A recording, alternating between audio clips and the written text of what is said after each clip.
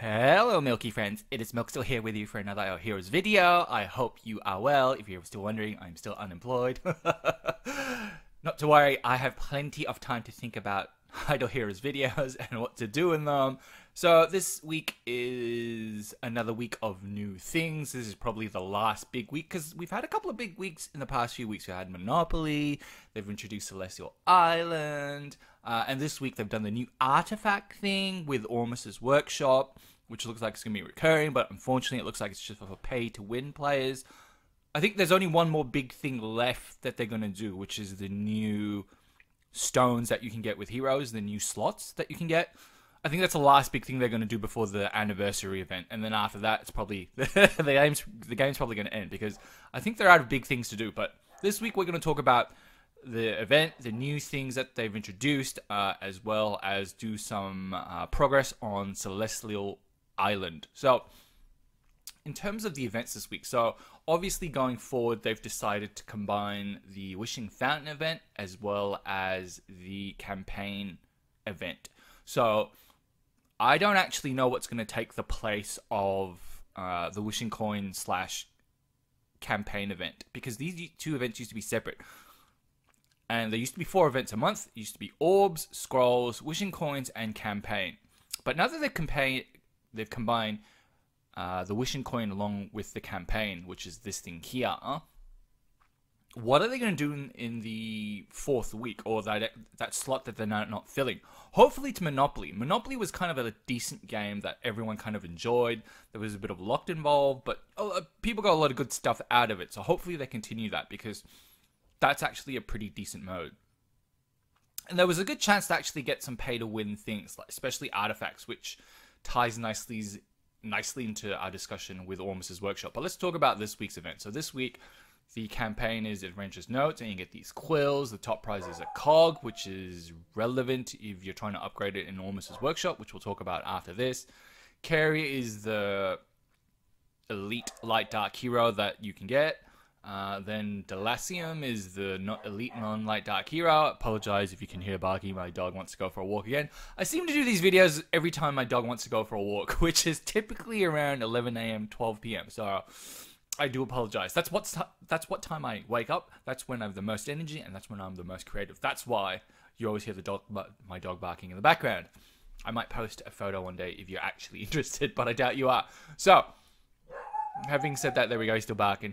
Yes, we're going to go later, Alright, so then after that, you get these standard events. Every week, the campaign event doesn't change.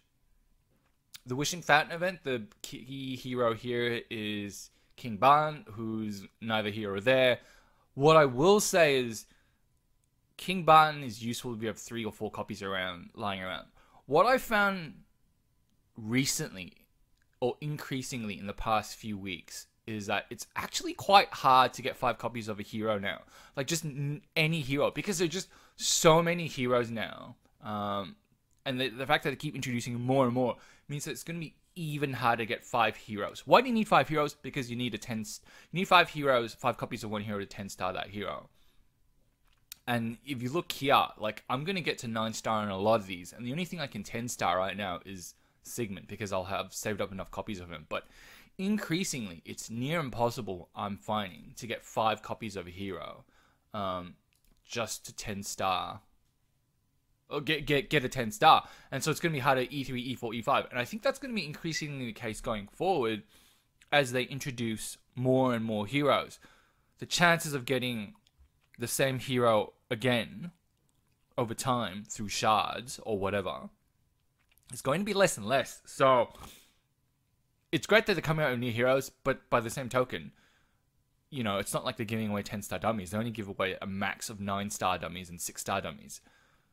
You can't do anything. Well, 9-star dummies are useful, but the trick now is to get them to E5, right? So, so if you're missing copies of King Ban, he's a non-starter. But I actually was hoping it was going to be Dantalion. I was going to do 2 loops and get 2 Dantalions, but I'll settle for 2 King Bans, and hopefully I can get 3 more down the track from some other means. But yeah, it's super hard to get 5 copies of heroes now. Mysterious Chess, Everyone always buys the first one, which is phenomenal value because you get 5,000 purple goo and 5 of these scrolls, and each scroll is worth 125 gems. So 5 times 125 is 725. Is it? Yes. Math is hard still. And obviously that's just a bargain, and you get the purple goo thrown in. Everyone buys this as well because it's worth more than the purple orbs combined. Not by a great deal more. And you also get the monster souls. The one that people seem to skip is obviously this one, which isn't that great unless you really need pink stuff. But people tend to skip this one because they look at that and think, ooh, you know, it's monster bits, it's chaos stones plus, you know, skins. What the hell am I going to do with 5 normal skins? 5 normal skins, just so we're clear, when you fuse together, right, it's actually worth one of these skins, right? One of these limited skins. Limited skin from universal skin shards. Yeah, so it's when you fuse it, it's basically one of these purple ones. Where are we going? Where are we going? Skins. So the common skins are the ones that you can fuse. These are the ones with these yellow borders, and I've pretty much got all of them already. And that's what you get when you buy that skin pack in the gem shop. You get 5 of these yellow ones. 5 yellow ones, just to be clear, makes one of these purple ones, like this limited apocalypse armor, that's not tied to a seasonal event. So, like, for example, where are we? I don't have a seasonal one. Do I? No. Like, for example, a seasonal one, there are 2 kinds of purple border, 2 kinds of limited skins. One is tied to an event, and those are super rare. And then there are ones that aren't really tied to an event. So the ones tied to an event are, for example, this Santa one says Christmas Limited. It's tied to a seasonal kind of event. But then there's just the normal one that just says, I've got legendary. Sorry, not legendary. Not legendary. Here we go. Like, for example, this Armor Noir one, Limited Monsters Tribunal. So if you fuse together 5 normal yellow bordered artifact skins, sorry, there's a chance that you can get one of these limited skins, these purple ones, where it just says limited up front, but there's no wording before that. But for example, this one, Halloween Limited. You see how it's got a word in front of the word, limited? These you cannot get from fusing these skins. I don't know how you can get them. I don't know if it'll ever come around again during the season. You can't buy them in the feather shop. You can only get them during that seasonal event. And so the skins, for me, they're worth it. Where are we, Gembox? Because I'm starting to upgrade basically my purple bordered skins from limited to legendary, because I just have so much skin lying around now that I can't got a lot of skin lying around. Anyway, that's the mysterious chest. These value packs, these are all rip-offs. This one in particular is the biggest rip-off. It looks like, you know, 10,000 gems, 1,000 of these universal crystal shards. Seems like a lot, but it's also $100. And when you do out the math, it comes out to be about 0.63 of a cent per gem. And that, when you compare, let's get into shot. That, when you compare it to all the other sort of special event packages that you can get, is like 2 to 3 times the price. Typically, when they offer like these kind of packages, I look for a value of somewhere between 0.2 of a cent and 0.3 of a cent per gem. If you look historically, in terms of deals, like even if you look at Easter, the best deal was 0.26 of a cent per gem. In terms of the value packs that you could get. This stone package, it's 0.63 of a cent per gem in terms of all the goodies that you can get. So you convert all these things to gems, it's just too expensive. Similarly for these value packages, they've improved the value of these value packages over time, because it used to be you only get 10,000 gems, 600 of the campaign currency, and then 10 orbs. And that was it. But now they're throwing in 150 of these wishing coins, which are completely useless. Now, I value them at about 2 gems per wishing coin, but if you go to the Aspen Dungeon, which is the cheapest place where you can get a pack of these wishing coins, so if you go to Mysterious Merchant, they're worth about 25 a piece. And so if you look at the value, again, the $100 pack in terms of value pack comes up to 0.53 of a cent per gem, which is still fucking terrible. But I guess it's better than previously when they didn't give you the wishing coins here, when it was blank. and the value was 0.66 of a cent per gem. Either way, 0.53 of a cent per gem and 0.66 of a cent per gem for those value packs. If we go back to them, complete and utter ripoff. For perspective, just to give you perspective, right? The $99 orb event. Well, when you get a chance to buy orbs, or when you get a chance to buy scrolls, the value there when you convert everything, like this $100 value pack, when you convert everything that you get to gems, or the gems equivalent, it's 0.5 of a cent per gem in terms of cost. Here they're selling it for, the value is 0.6 of a cent, 0.66 of a cent, 0.58 of a cent per gem. That's just too much. That's just completely sucks. Having said that, this $100 value pack is much better than this value pack. This is a complete fucking ripoff. Do not buy the stone package. If you got money, buy this. Anyway, I'm gonna leave you the analysis that I always do on campaign in a spreadsheet and link below, and you can go away and see how I've done the math. Effectively, what I do is I convert everything here to the gems equivalent. So these gems are on a 1-for-1 basis. These scrolls are converted at 450 gems per orb basis. These quills are the campaign currency. I effectively convert it on the basis that if a heroic scroll costs 125 gems in real life, when you can buy it from the Aspen Dungeon or the marketplace, but in the campaign they sell it for 100, right? 100 of these feathers. Then the conversion factor is one campaign currency is worth 1.25 gems because it's 100 to 125. Get the ratio? 100 of these buys one of these, which is worth 125 gems. So the conversion ratio is one feather is equal to 1.25 gems. And that's how I'm able to get the value of these quills, these campaign currencies. And that's also, incidentally, how I'm able to convert all these to the gem equivalent price and price in, for example, say feathers, right? So if this is worth 3,100 quills, then when you convert it to the number of feathers that are needed, which is 80, because 3,100, you can convert that to gems based on the conversion factor of 1.25 I just gave you. You can then divide that by 80 feathers, from which is here, to tell you roughly how much each feather is worth. So whenever there's a feather prize being given, like for example, this pack here, I can convert that as well. I can convert these 30 feathers. I can't convert the gold coins because they don't this is the only place they sell them for gems, but they don't sell it for, they don't sell gold, these gold coins uniquely, individually by themselves, because they always bundle it with Belrain and this. It's hard to work out the equivalent gem value. I mean, I could take away the price of Belrain and take away the price of these feathers, and then whatever's left over, you would argue, is the value of the gold coins. But then it doesn't take into account the fact that, you know, she might be discounted, this might be discounted as well. So anyway, that's this week's event. Don't buy anything. And when you get your 2,400 or 2,500 quills, dump into orbs or dump it into the scrolls, depending on whether or not you need food or whether or not you're saving up for the anniversary event where you need probably more than 2,000 scrolls. Now let's talk about Ormus's workshop. Ormus's workshop is basically an event where you can further upgrade a couple of, right now it's just pay to win artifacts, which is just completely shit. It's the Kiss of Ghost, as well as, what is it, Antler's Cane, where if you have 2 copies of these artifacts, you can further enhance those artifacts, so then it gives you a better ability. This Ormus's workshop is purely for whales. No one has 4 copies of these pay-to-win artifacts, and the cost to forge, where you need these essence, these artifact essence, it's just so expensive. So, for example, if you had a normal orange artifact, fully maxed out 6-star, how much is that worth? That's worth 3,780. So you need about, what, 7 or 8 of these to get 30,000 of these blue essences.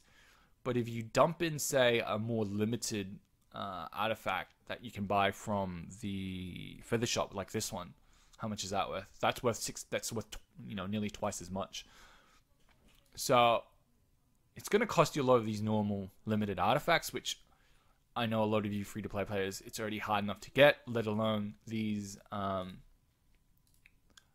pay-to-win artifacts where you need like 4 fucking copies. 4 fucking copies just to enhance it. This is purely for whales. This Ormus's Workshop, they should just call it Whales Workshop.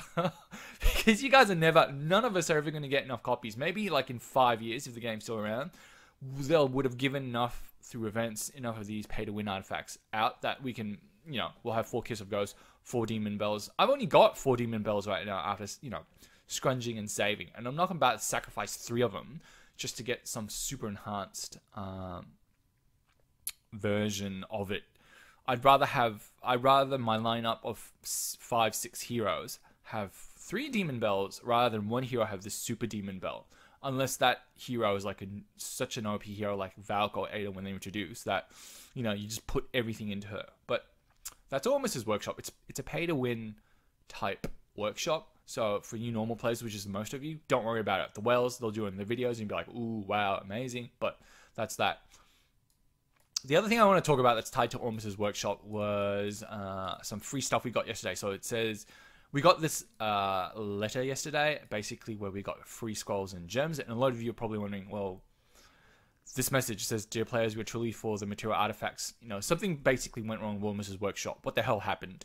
For those of you that don't know, which is basically, I think, 99% of you, because you don't have that many pay-to-win artifacts. Basically, what happened was, and this happened to someone in my guard, basically when they went for this first level upgrade, Forged Glittery Mysterious Artifact,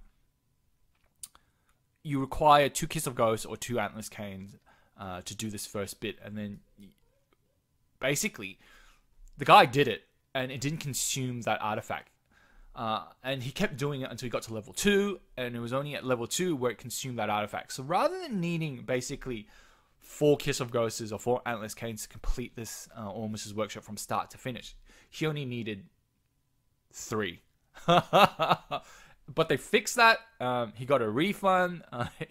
His artifacts got unupgraded, which is tragic for him because I'm sure he would value the Kiss of Ghosts and the Antler's Cane more than he valued the 500 gems and the 5 heroic scrolls. But for those of us who couldn't afford it, e.g. me, it really doesn't matter because we got free scrolls and free gems anyway. So anyway, that's this week's event. That's what that GM's email was about. Just be happy with the fact that they fucked up. It doesn't impact you and that you got free gems and scrolls. So the last thing I want to do in today's video is Celestial Island. So I am about, and yes, I finally built, if you're wondering, if you look at that, I finally built a furnace, and I'm doing the purple, the void stones, because I need this goo. Honestly, I need this goo, and I need a lot of goo, because I'm going to do a lot of upgrading. Get my 10 stars in order to upgrade the new light hero that comes out in June. For the anniversary event, so I need a lot of purple goo. I've already upgraded my gem mines to max. I've upgraded 1 gold mine to max. I don't have any gold left, and I'm not going to upgrade the last gold mine because someone rightly pointed out it takes about a year for the gold to pay back, and you know what? I can do a lot more things with that gold. In terms of the pink dust, fuck me, I've got so much pink dust, and like I said, with the new slot system coming in for the heroes, the pink dust is going to be less and less valuable. So how much pink dust do I have right now? If we look, 7,000 pink dust, and I don't need any more. So I'm not going to upgrade the gem mines for the pink dust. But let's go to the adventures. Adventures, I'm about 78-80% of the way there. 4 days to go. I can probably complete this tomorrow. I've got 10 of these already. Stamina's full. And basically, what I have realized is you basically want to collect before 10 hours is up. Because every time you don't collect, once it gets to 10, the timer stops, basically. You cannot get more than 10. And it doesn't, for example, when you get to 10, the timer doesn't start again. You just saw I clicked on it. The timer stops and you don't get any more until you spent 1 and until you get off the 10 mark. Similarly, I think in terms of journeys, right, or these adventures, you want to, when you get to about, I don't know, 90, 95%, you want to open these anchors as frequently as possible. You don't want to leave anything on the table. You don't want to, for example, wait for 10 to spawn and then open all of them. Simply because I think the anchors don't carry over. And when you start a new adventure, I think you get 10 anchors straight away. I don't know. I need to wait for a journey to finish if that's true. Because if that's actually true, then because anchors are such a, or the stamina is such a key restricting item in this game, you cannot afford to let just anchors build. You got to spend it almost as soon as you get it. And there's a tension because you don't want to spend it one by one. Because if you spend it one by one, there's a chance that you can get too many merchants. And merchants, they're nice, but they're effectively floating marketplaces that they're not terribly useful. You basically want progress in this game.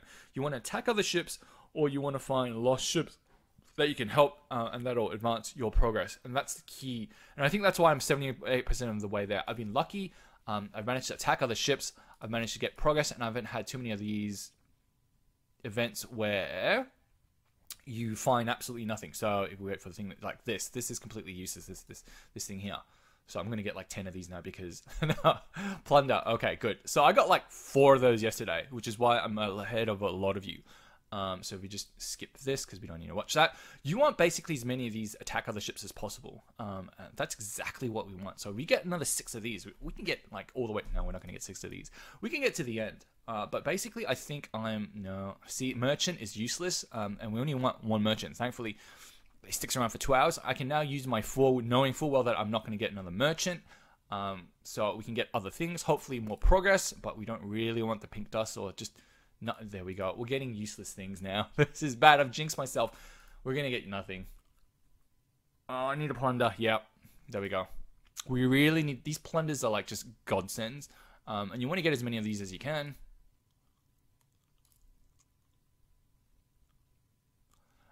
So now we're 82.73% of the way there. I think I'm going to complete tomorrow night. But like I said, when it gets to about 92.75%, something like that, and you got a couple of these anchors to go, keep spending them. Like, wait for 2 to 3 to build up, then spend it. You don't want, for example, to get to 97% of the journey and have 10 anchors left.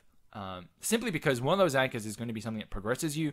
And you don't want to finish the journey basically with 9 anchors left because that's left on the table. You're not going to start the next adventure with 19 anchors, for example. Or because I don't know if it resets.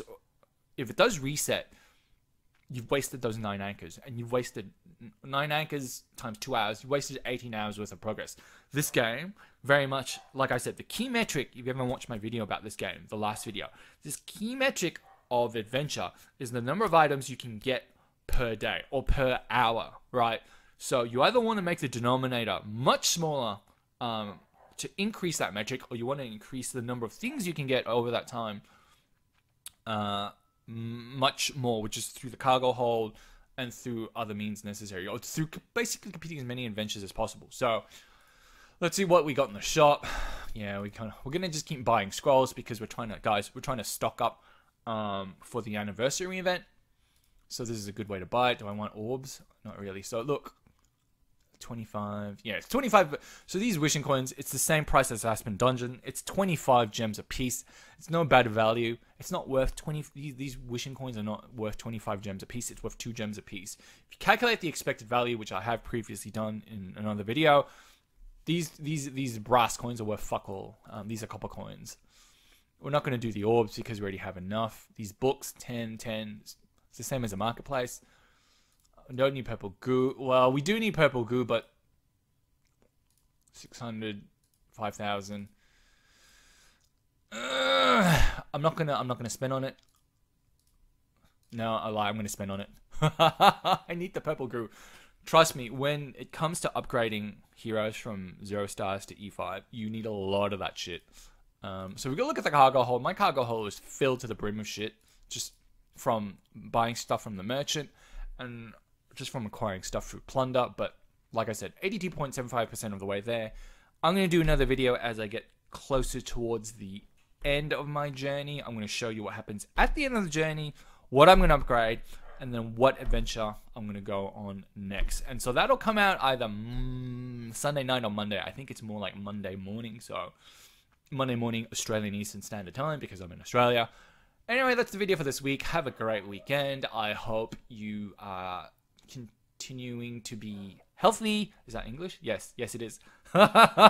Continue to be healthy in places where you're lucky enough to have flattened the coronavirus curve.